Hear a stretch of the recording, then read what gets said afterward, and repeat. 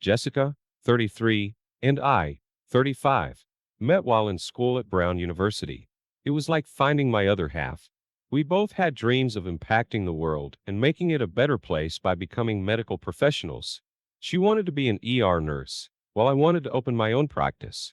We had a lot of common interests and truly enjoyed each other's company. We got married 2 years after dating, and the wedding was a fairy tale. All our friends and family had the time of their lives, and I met her childhood friends and had my best friend Eric, who I had known my entire life as my best man. Life couldn't have been better, and our honeymoon in Aruba was full of blue skies, clear water, and white sand beaches. Once I graduated from med school, we moved back home to Akron and got the house of our dreams. 6 bedrooms, a glorious pool, and a garden that she was so proud of. We began thoughts of having a family and started to talk about having kids. Joseph and Kate, our fraternal twins, were born shortly after that. The joy of having children was something that I never thought I could experience, and Jessica truly shined through her parenting skills. Fast forward to 6 months ago. My practice was booming. Joseph and Kate were 5 and enrolled in the private prep school of our dreams. Life was finally feeling like it had a plan, and I couldn't be more content. That is until Jessica started getting called into the ER for extra shifts because of the nurse shortage. Her shifts kept getting longer and longer. As time went on, I started to feel like she was spending more time working than at home with us. Around this time, I noticed that Jessica seemed to have more perfume and makeup on than usual. She would be in a rush when she left the house and came back late from her shift and slipped into bed. When I asked her about it, she said that her patients needed her and that she had to fulfill her duties. I thought it was strange, but just figured she was super dedicated to her job since that's the kind of person she is. One evening, I secretly hired a nanny to watch the kids and got in my car and followed Jessica to work. As I watched her walk into the ER, I noticed that instead of taking a left and going to her station, she took a right and entered the cafeteria. I was so curious that I decided to follow her, and then that's when I saw Eric, my best man and lifelong friend, who was an ER doctor. I told myself that they worked together, and this was nothing out of the ordinary, but what happened next had my heart racing. Eric told her that his shift was almost over, and that they would slip out quietly and head to the hotel. Turns out that she didn't have a shift to work that night, and Eric and her would be evaluating each other's bedside manner. The worst part of it all was that Eric had been married for 10 years and had 3 beautiful children. I was so angry. I wanted to confront them both, but couldn't brave myself to do it. Instead, I got in my car and followed them to the hotel. Once I got there, I found out which room they were in and proceeded to wait in the car for another 30 minutes.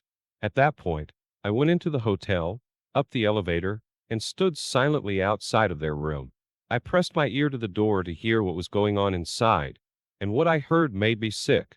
Let's just say it sounded like a disturbed version of the game Twister. What I thought was a beautiful love story had become twisted.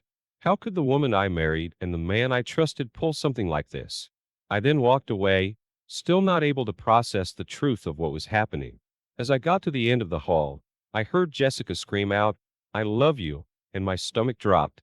I drove home, and at that moment knew that my life had just changed forever. How could something so pure be turned into something so disgusting?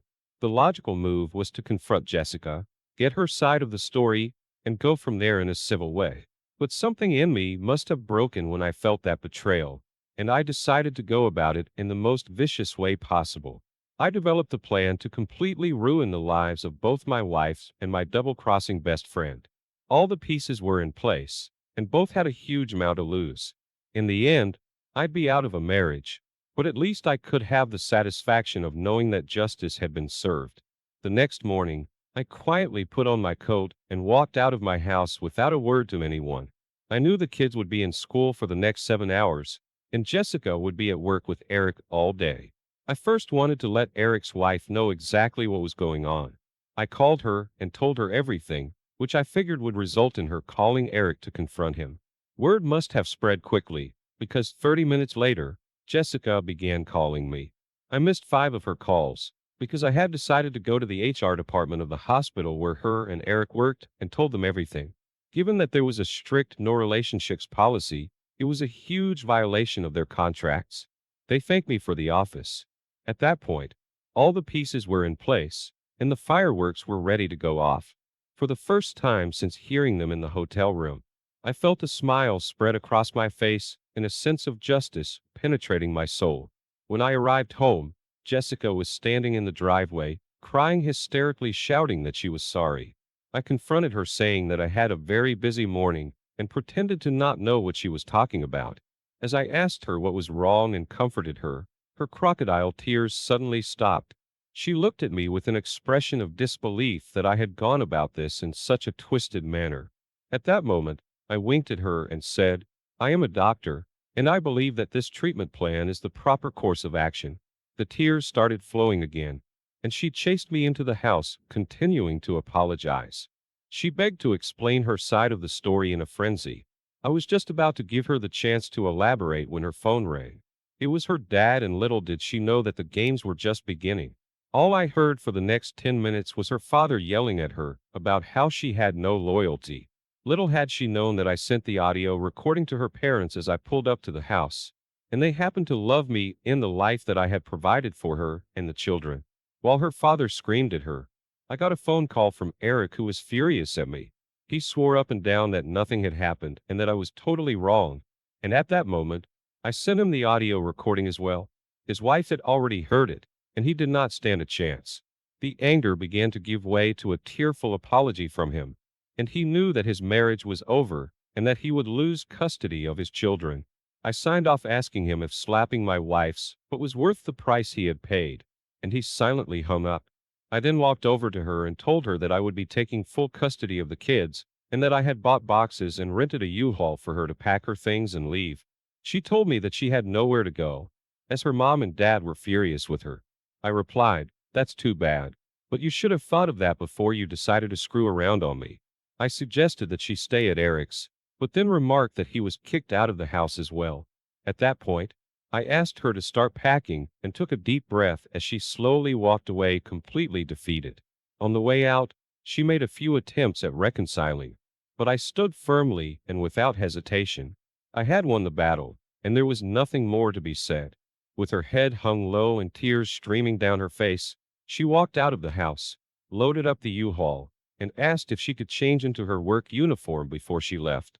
I told her that wouldn't be necessary, as if she looked at her messages, there should be one from her supervisor that said she was suspended.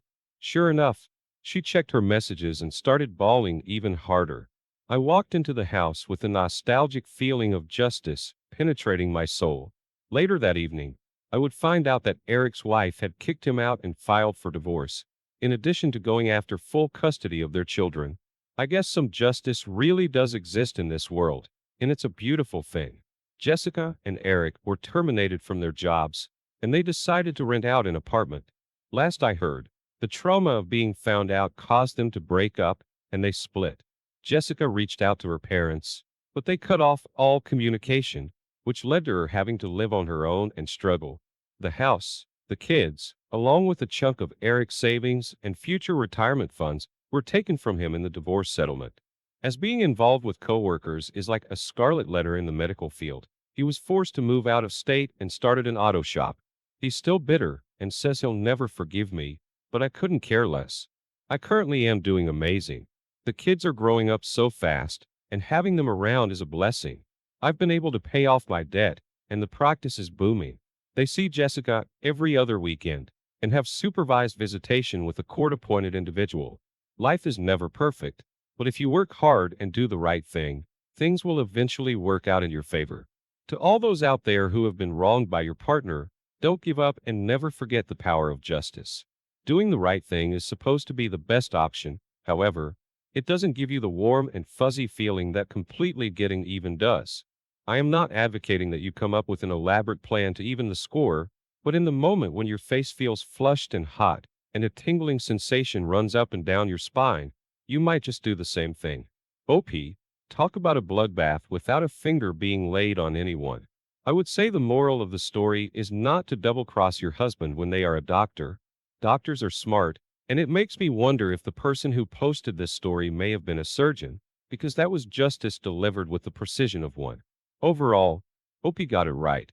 I can't believe how nasty his wife was to have kids, a perfect life, and a loving husband, and then rip OP's heart out by cheating with his best friend. As far as OP's friend Eric goes, I cannot believe how disgusting this guy is. He needs to take a long look in the mirror and realize he has no loyalty and heart.